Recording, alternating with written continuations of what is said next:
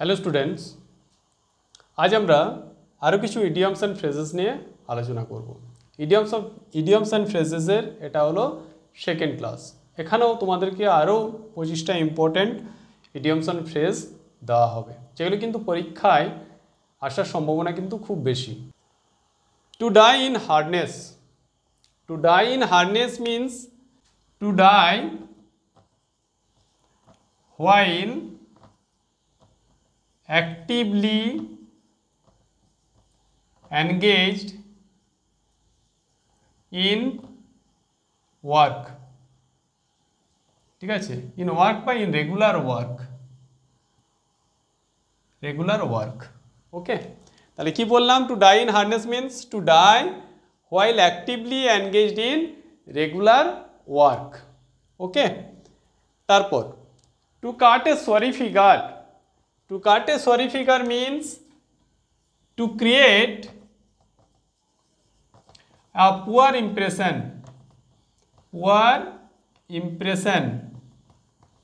ঠিক আছে, to cut a sorry figure এটা মানে হলো to create a poor impression. Next, null and void. Null and void মানে যেটা কোনো কার্যকারিতা নেই, ঠিক আছে, সেটাকে বলা হয় ইনভ্যালিড, অবৈধ, তাই না, যেটার বৈধতা নেই, সেটা null and void. To keep the ball rolling এটা অর্থ হলো টু মেনটেন প্রগ্রেস, ঠিক আছে, মানে উন্নতি বা প্রগ্রেসের দিকে বজায় রাখা, প্রগ্রেসকে বজায় রাখা, সেটা হলো to keep the ball rolling. A burning question means an important question, ঠিক আছে, an important question. পরে যেটা আছে a bird eye view. A bird eye view means a general view বলতে পারি বা a general study. A general view or study, ঠিক আছে, সাধারণ একটা ধারণা বা সাধারণভাবে লক্ষ্য করা, সেটাকে বলা হয় বার্ডস আই ভিউ। প্রথমে যেটা আছে ব্যাগাস ডেসক্রিপশন। ব্যাগাস ডেসক্রিপশন মানে কি? যেটা ডেসক্রিপশন মানে বর্ণনা করার মতো অবস্থায় আর নেই, সেটাকে বলা হচ্ছে বিয়ন্ড ডেসক্রিপশন, ঠিক আছে, বিয়ন্ড ডেসক্রিপশন। তারপর দেখো আই ফর আই, তার মানে কি? যেরকম আচরণ করবে ঠিক সেরকম আচরণ করা, এটাকে আমরা বলি টিট ফর ট্যাট।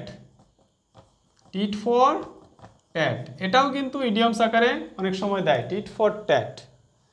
তারপর আছে গালা ডে। এই গালা ডে মানে কি? আনন্দের দিন।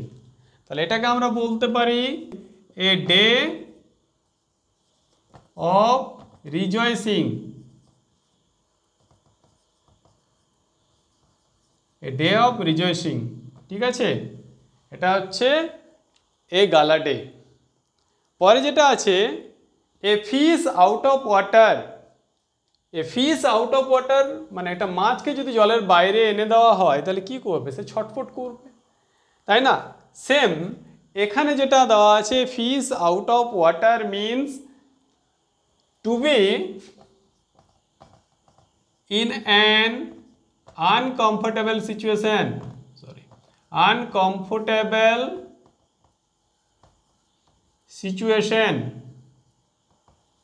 ঠিক আছে।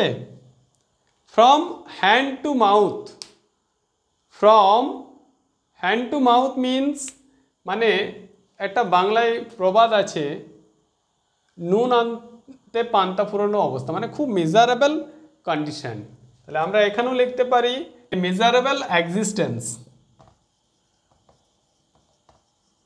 A miserable existence.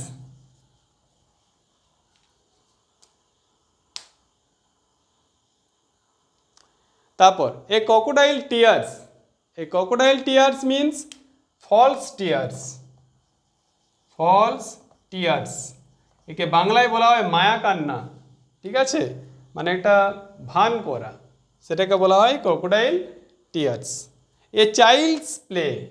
Child's play মানে কি, এটা বাচ্চা ছেলের খেলা, তাই না? তার মানে খুব ইজি টাস্ক, তাহলে এটাকে আমরা বলতে পারি ইজি টাস্ক। ঠিক আছে, easy task. A bed of thorns, a bed of thorns means কাঁটায় পূর্ণ একটা বিছনা, তাই না? তো এটার হচ্ছে কি, যেখানে সব কিছুতে সাফারিংস থাকবে, মানে ফুল অফ সাফারিংস অ্যান্ড সরো, আর আমরা বলতে পারি এটাকে ফুল অফ সাফারিংস অ্যান্ড সরো। ঠিক আছে, ফুল অফ সাফারিংস অ্যান্ড সরো।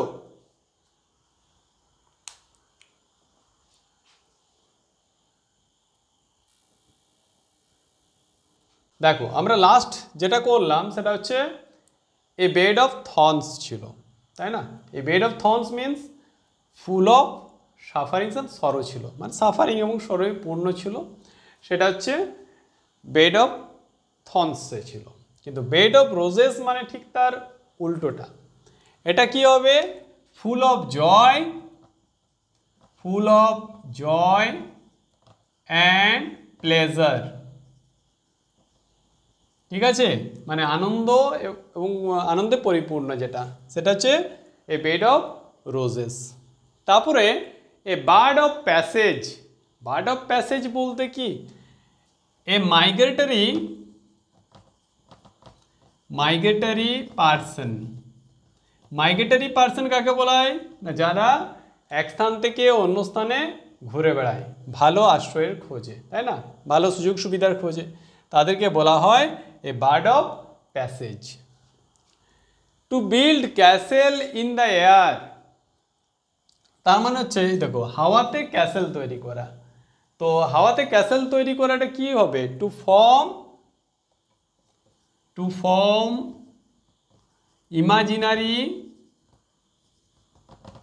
Imaginary scheme, SCHEM, to form imaginary scheme, তাই না? সেটা হচ্ছে হাওয়াতে ক্যাসেল তৈরি করা। যেমন অনেক কিছু করা হয় যেগুলো বাস্তবে সম্ভব নয়, সেগুলো ভাবতে থাকা হয়, সেই ইমাজিনারি স্কিমগুলোকে বলা হচ্ছে to build castle in the air.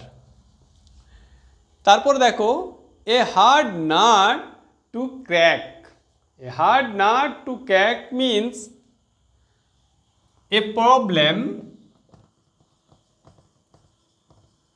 Difficult to solve, তাই না? মানে একটা সমস্যা যেটা সমাধান করাটা কিন্তু যার খুব কঠিন, সেটা হচ্ছে হার্ড নাট টু ক্র্যাক, মানে একটা বাদাম যেটা ভাঙাটা খুব শক্ত, তাই না? বা সেরকমই এটাকে আমরা যখন এতে করছি তখন হচ্ছে এ প্রবলেম ডিফিকাল্ট টু সলভ। হুশ মানি, হুশ মানি মানে হচ্ছে ব্রাইব। ঠিক আছে, ব্রাইব মানে কি? ঘুষ। এটা এ ব্রাইব মানে ঘুষ বোঝায় যেটা, সেটাকে বলা হয় হুশ মানি। তারপরে যেটা আছে a cock and bull story, cock and bull story মানে আবোল তাবোল গল্প হবে বা কাল্পনিক গল্প হবে, তাহলে এটা হবে অ্যান ইমাজিনারি স্টোরি, তাই না? তারপরে আছে এ কুয়ার ফিশ, কুয়ার মানে কি? স্ট্রেঞ্জ, তো a queer fish means strange person. ঠিক আছে, স্ট্রেঞ্জ পার্সন, তাকে বলা হবে a queer fish. To pour oil in the troubled water, troubled ওয়াটারে যদি তেল ফেলে দেওয়া, এই ব্যাপারটা, এটা মানে হচ্ছে কোনো একটা উত্তেজনাকর মুহূর্তকে শান্ত করা, তাহলে এটা কি হবে? To pacify a matter. ঠিক আছে, টু পেসিফাই আ ম্যাটার। তারপর দেখো to live in the dark, to live in the dark মানে কি? অন্ধকারে ঝাঁপ দেওয়া, তাহলে এটা কি? অন্ধকারে ঝাঁপ দেওয়াটা কি সঠিক কাজ একটা? তাহলে সেটা হবে এ কেয়ারলেস অ্যাকশন, তাই না? সেটাকে বলা হয় to live in the dark. Kith and kin, kith and kin মানে হচ্ছে রিলেটিভস। কি বললাম? রিলেটিভস। কিথ অ্যান্ড কিন এটা মানে হচ্ছে রিলেটিভস। লাস্ট এটা আছে সেটা হচ্ছে Hobson's choice. Hobson's choice means no choice at all, no choice at all, এটাকে বলা হয় হবসনস চয়েস। ঠিক আছে, মানে যেটা মোটেই পছন্দ নয় সেটাকে বলা হয় হবসনস চয়েস। আজ এই পর্যন্তই। আমাদের ক্লাস ভালো লাগলে অবশ্যই তোমরা চ্যানেলটা সাবস্ক্রাইব করবে, লাইক করবে এবং কমেন্টে তোমাদের মতামত জানাবে।